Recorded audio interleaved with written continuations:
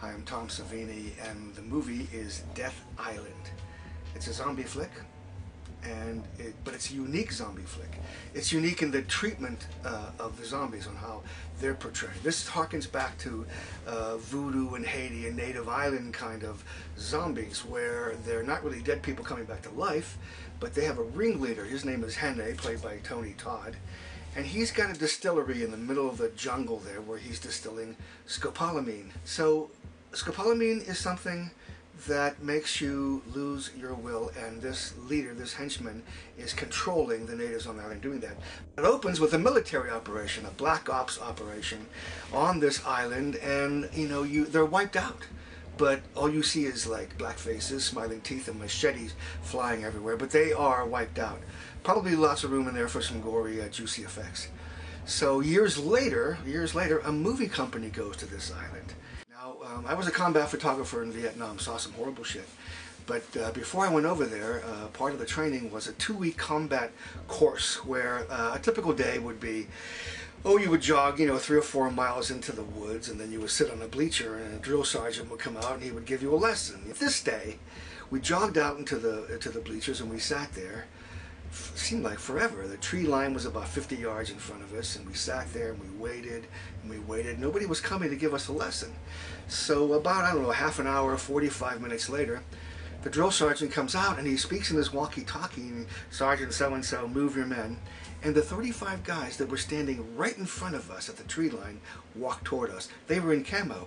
We couldn't see them, but they were right there, right in front of us, and they were there the whole time. The lesson was about how camouflage works, okay? Now, this was scary. This jolted us, because those guys, we're going in a combat situation, those guys could have killed us anytime they wanted to. They could have been pointing their rifles at us, and we wouldn't have seen them because of the camouflage. So, the zombies, with mud and scars all over them, sort of look like camouflage. So, in daytime, you would never know where the zombies are, or that they're around, and they could be watching you. The reason I wrote that camouflage zombie thing into the script is because of what happened to me. Something very scary.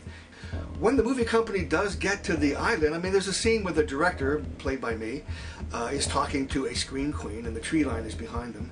And they leave the frame, but we stay an uncomfortably long time on the frame, and the 18 or so zombies that have been standing there the whole time walk toward us.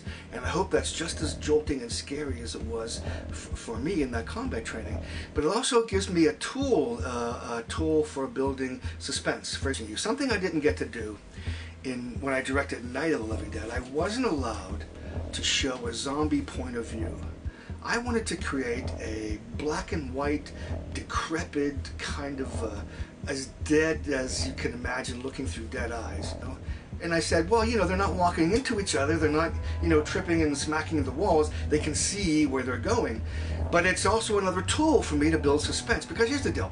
I think the suspense scares are the scariest scares there are. Anybody can jump up and go boo, and that scare lasts, a couple of seconds. And they do it all the time. Birds fly out of a window, a cat jumps out from under the couch. That's a chair jumper, that's a boo, and it lasts like 2 seconds. But the suspense scares, you can draw that out if you're good. You can draw that out.